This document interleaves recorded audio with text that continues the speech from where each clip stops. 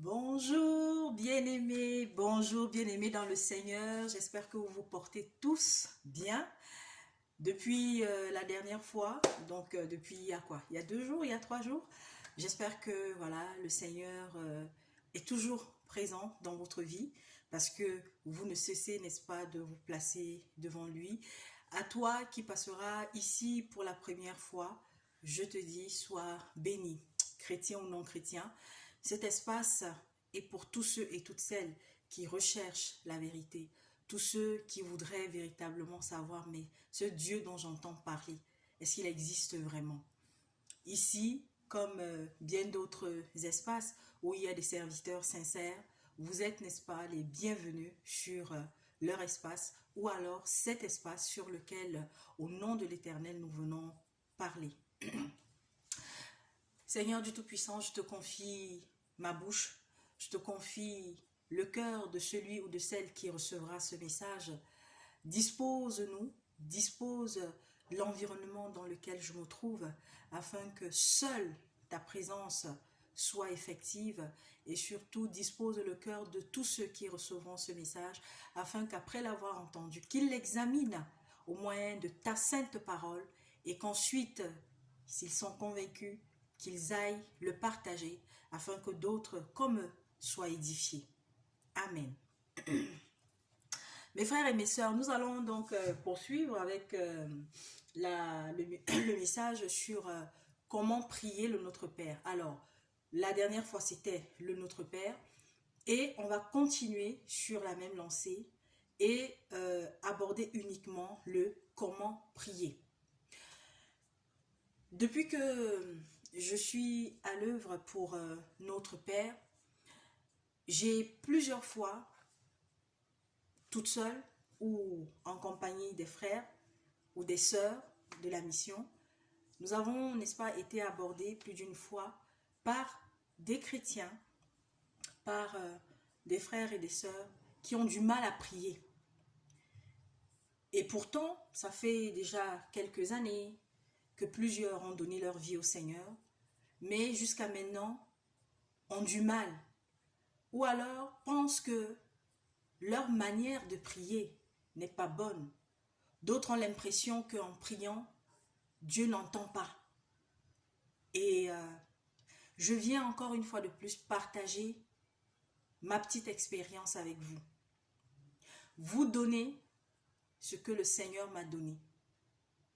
Et j'espère que dans ce qui sera déposé, beaucoup de réponses seront trouvées pour plusieurs d'entre vous. Merci déjà pour vous qui avez été touchés par le message de la dernière fois. Le plus important, c'est d'intégrer. Le plus important, c'est de pratiquer. Le plus important, c'est d'être disposé afin que le message que j'ai suivi, le message que ma sœur ou alors mon frère a eu à déposer, que je puisse chaque jour le vivre. Comment prier? Avant, n'est-ce pas, de rentrer en profondeur dans ce que je vais partager avec vous, je vais vous prier d'apprêter Matthieu 5 à partir du verset 43 jusqu'au verset 48 et ensuite Matthieu 6 à partir du verset 25 jusqu'au verset 34. Alors, je vais lire au nom puissant de Jésus-Christ. Matthieu 5, à partir du verset 43. Vous avez appris qu'il a été dit, tu aimeras ton prochain et tu détesteras ton ennemi. Mais moi, je vous dis, aimez vos ennemis, bénissez ceux qui vous maudissent, faites du bien à ceux qui vous détestent et priez pour ceux qui vous maltraitent et qui vous persécutent, afin d'être les fils de votre Père céleste. En effet, il fait lever son soleil sur les méchants et sur les bons, et il fait pleuvoir sur les justes et sur les injustes. Si vous aimez ceux qui vous aiment, quelle récompense méritez-vous? Les collecteurs d'impôts n'agissent-ils pas de même? Et si vous saluez seulement vos frères, Que faites-vous d'extraordinaire? Les membres des autres peuples n'agissent-ils pas de même? Soyez donc parfaits, comme votre Père céleste est parfait. Amen. Et je continue donc avec Matthieu 6, à partir du verset 25. C'est pourquoi je vous dis, ne vous inquiétez pas de ce que vous mangerez et boirez pour vivre, ni de ce dont vous habillerez votre corps. La vie n'est-elle pas plus que la nourriture et le corps plus que le vêtement?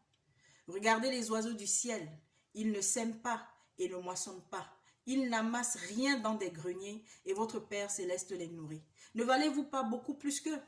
Qui de vous, par ses inquiétudes, peut ajouter un instant à la durée de sa vie? Et pourquoi vous inquiétez au sujet du vêtement? Étudiez comment poussent les plus belles fleurs des champs. Elles ne travaillent pas et ne tissent pas. Cependant, je vous dis que Salomon lui-même, dans toute sa gloire, n'a pas eu d'aussi belle tenue que l'une d'elles.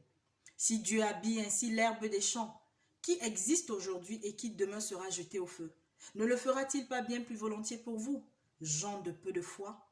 Ne vous inquiétez donc pas et ne dites pas, que mangerons-nous, que boirons-nous, avec quoi nous habillerons-nous?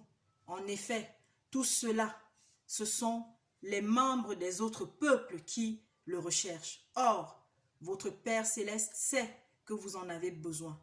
Recherchez d'abord le royaume et la justice de Dieu, et tout cela vous sera donné en plus. Ne vous inquiétez donc pas du lendemain, car le lendemain prendra soin de lui-même. À chaque jour suffit sa peine. Et je vous invite à lire même la suite, le chapitre 7 de Matthieu. Voilà, chers frères et sœurs. Voilà, chers bien-aimés. Je vais un peu lever les stores juste pour que ce soit peut-être un peu plus éclairé. Pardon, excusez-moi. Voilà. Bon, il y a le soleil aussi. Bon, allez, on va faire comme ça. Désolée. Donc, mes frères et mes sœurs, vous êtes nombreux à vous inquiéter de la manière dont vous priez. Vous êtes nombreux depuis tant d'années à être assis dans des assemblées. Mais vous n'arrivez pas à avoir l'assurance dans vos prières. Vous doutez même de ce que vous dites dans vos prières. Mais lorsque je vais dans un bureau avec un dossier par exemple en main, ou alors je décide d'aller rencontrer un parent parce que peut-être chez moi il y a une situation difficile.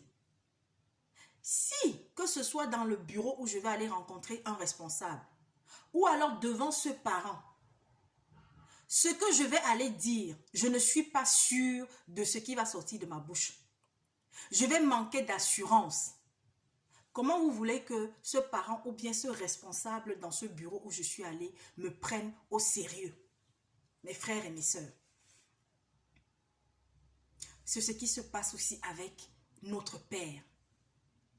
Quand tu ouvres la bouche, déjà, sachant qu'avant même d'ouvrir la bouche, il sait déjà ce qu'on va dire.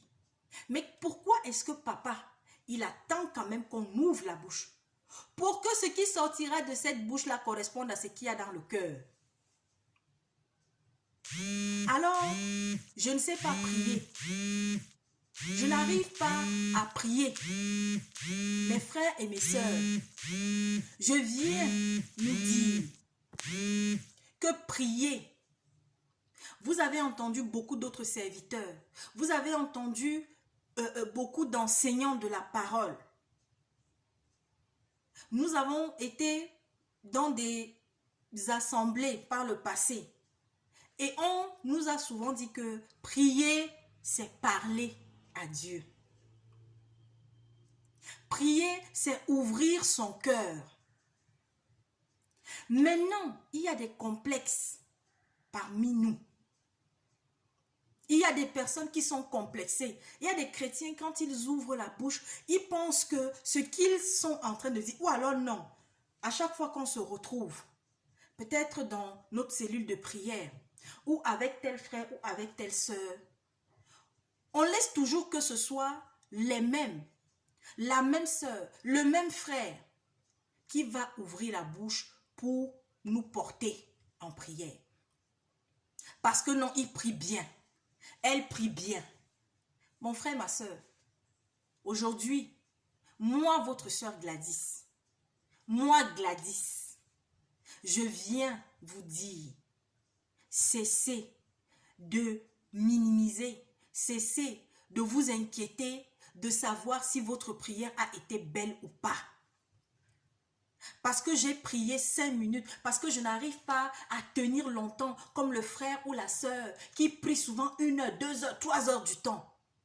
Alors, lorsque je vais être avec des frères et sœurs, je ne vais pas ouvrir la bouche. Mais vous êtes en train de... vous êtes en train de donner du grain à moudre à l'autre. Il est content, c'est ce qu'il veut. Et vous allez continuer de rester dans cette posture. Vous allez encore taper 1 an, 2 ans, 3 ans, 4 ans. Jamais vous n'allez, n'est-ce pas, éclore. Le temps de la prière, le temps que je passe devant le Seigneur, c'est entre lui et moi. Ça ne regarde pas la sœur Gladys, ça ne regarde pas le frère Jean ou le frère Jacques ou je ne sais pas quoi. Ça regarde mon Père, mon Seigneur et moi. Et ça dépend de la disposition, ma disposition d'esprit et de cœur. De mon état aussi de santé. Tout ça compte lorsque nous allons, n'est-ce pas, nous retrouver devant papa. J'ai souvent l'habitude de dire, vous savez, ma plus belle prière pour moi, c'est quand je dis merci. Merci, papa. Il y a des moments où je vous dis, je viens, je m'assois.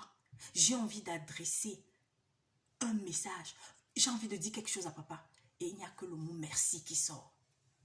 Mais dans le merci là, c'est toute ma gratitude, toute ma reconnaissance, toute mon humilité. Le fait que je sois zéro et que lui soit tout pour moi. Tout est là-dedans dans le merci. Tout ce qu'il fait pour moi, pour ma famille, pour mes connaissances, pour le monde, pour tous ceux pour qui je prie à travers le monde. Le merci là, c'est pour tout ça. Mais il y aura des moments où je vais me retrouver en train de faire 5 minutes, 35, 1 heure. Mais ce n'est pas le temps. C'est vrai que nous devons grandir chaque jour. Nous sommes appelés à grandir. Et l'Esprit Saint, s'il est présent en nous, c'est lui qui fait le travail de nous fortifier. Tant que nous avons, n'est-ce pas, cette envie de grandir dans le Seigneur, je vous assure que l'Esprit Saint va faire le travail, c'est-à-dire va vous donner l'énergie, va vous donner l'essence, va vous donner le pétrole, va vous donner le sucre pour que vous vous affermissiez, afin que de plus en plus, aujourd'hui tu fais 5 minutes, dans 1 mois, dans 6 mois, dans 1 an, tu feras 30 minutes, ainsi de suite. Ce n'est pas le temps, ce n'est pas le nombre de minutes, ce n'est pas le nombre d'heures. Ce n'est pas parce que je vais à l'église, je vais à l'assemblée, pardon, parce que il y a ça, on parlera de ça une autre fois. On a toujours dit je vais à l'église, mais en fait c'est une erreur, on ne va pas à l'église. On va à la chapelle, on va à rejoindre une assemblée, on va prier avec les frères, on va rejoindre la cellule. Parce que moi, je suis l'église. Je suis le corps du Christ. Voilà, c'était juste une parenthèse. Donc, c'est pour dire, mes frères et mes sœurs, arrêtez. Lorsque vous allez prier, dès l'entame de la prière, il y a des fois, on va être ensemble. On dit, voilà, pour tel sujet, frère tel, sœur tel, porte cela en prière. Ou alors, chante pour le Seigneur. Et vous allez entendre des sœurs, vous allez entendre des frères. Ah, bon, je ne chante pas bien. Bon, vraiment, ma prière... bon, non! Ouvre la bouche. Mieux encore, si vous n'êtes pas disposé, dites non. Ma soeur, mon frère, est-ce que quelqu'un d'autre peut le faire? Parce que je ne suis pas disposée. Mais ne dites pas. Avant même de commencer à parler. Non, vraiment, ma voix là n'est pas bien. Non, vraiment, non. Parce que c'est au Seigneur que vous l'adressez. C'est lui qui verra si c'est bon ou ce n'est pas bon. Ce n'est pas moi qui suis à côté de toi. Mais malheureusement, c'est vrai. Nous avons des frères, nous avons des sœurs. Il y a des chrétiens. Après avoir été en groupe, après avoir été en cellule de prière, après avoir partagé la parole, ou je ne sais pas moi, assisté peut-être à un temps d'adoration et de louange. Vraiment, tu as entendu comment même l'autre l'a chanté? Attends, tu as entendu même comment le frère là, il a exhorté, il a prêché? Non, non, sa façon de prêcher là, la manière dont la sœur a chanté là, mais vraiment, je vous dis, hein, à un moment donné, moi-même qui vous parle là, j'ai eu à commettre ce péché. J'ai eu à faire ces erreurs-là. Et c'est pas bien. Parce que ça n'encourage pas les autres. Donc voilà, déjà, pour l'assurance dans la prière, c'est très important. Ne t'inquiète pas du kilo de prière que tu vas présenter à Dieu. Oui, je parle de ça comme ça. Ne t'inquiète pas du nombre de phrases que tu vas prononcer. Une des choses que le Seigneur Jésus-Christ nous a enseigné, c'est d'éviter les répétitions. C'est-à-dire que le même mot, peut-être dans ta prière, tu vas répéter 1001 fois. Ou alors à chaque fois que tu pries, c'est toujours la même chose que tu viens de dire au Seigneur. Et je fais donc la transition maintenant. Quand je prie, qu'est-ce que je mets dedans? On a lu les passages. Si tu passes ton temps à prier seulement pour tes frères, tu passes ton temps à prier seulement pour les responsables de l'assemblée, tu passes ton temps à prier seulement pour le berger, tu passes ton temps à prier seulement pour ta famille, je peux te dire que le Seigneur, tu vas attrister son cœur. Est-ce que le Seigneur, est-ce que les apôtres, est-ce que les aînés dans la foi, ils étaient là pour leur famille seulement? Le Christ est venu pour le monde. Le Christ est venu pour ceux qui souffraient. Le Christ est venu pour ceux-là qui, c'est-à-dire qui ne faisaient même pas partie de sa famille biologique. Mais malheureusement, nous sommes nombreux à faire cela. Tous les jours, lorsque je vais prier. Alors, être en famille, par exemple, le matin, je vais prendre mes enfants, pour ceux qui en ont, pour ceux qui sont mariés, je vais prendre mes enfants. Monsieur, si c'est une famille qui, n'est-ce pas, a accepté le Seigneur et véhicule l'évangile dans la famille, vous avez l'habitude peut-être de prier le matin, le soir ou aussi en milieu de journée. Là, c'est autre chose. Vous priez en famille. Et même quand vous allez prier en famille, ce n'est pas que à chaque fois que vous allez prier en famille, c'est pour prier seulement pour les enfants, pour madame, pour monsieur, pour papa, maman. Non! Mais c'est pour porter d'autres familles en prière. C'est pour prier pour le monde.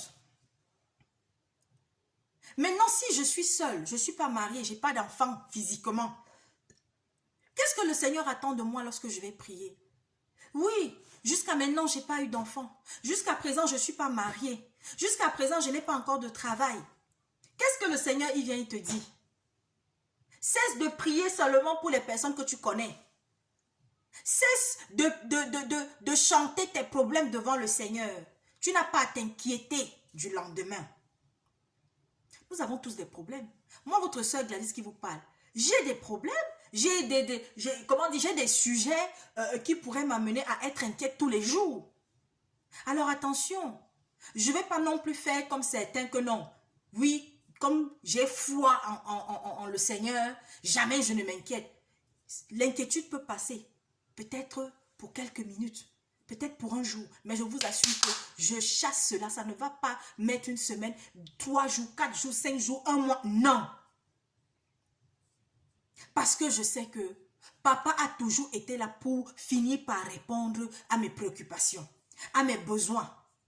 Et ça, c'est le témoignage de ma vie. Dieu existe. Le Seigneur nous entend. Je vous assure, mes frères et mes sœurs. Alors, lorsque vous priez, moi, j'ai le cœur attristé. Lorsque je constate Et c'est ce qui se passe aujourd'hui. Même ses frères et ses sœurs, beaucoup qui parlent au nom de l'Éternel sur YouTube ou bien dans des assemblées, il y en a, hein, vous n'allez pas entendre. Non, mes frères, avant qu'on ne se quitte, ou alors peut-être avant qu'on ne commence à s'exhorter, portons en prière, tel actuellement au Brésil. Il y a des morts, il y a eu des torrents, il y a eu un écoulement de boue, il y a plus d'une centaine de personnes qui sont décédées. Prions afin que le Seigneur accorde la vie à ceux qu'on continue de chercher, qu'il y ait des survivants qu'on retrouve. Demandons au Seigneur d'assister ceux qui ont tout perdu. En ce moment, il y a, n'est-ce pas, une guerre qui se profile quelque part, entre tel pays et tel pays.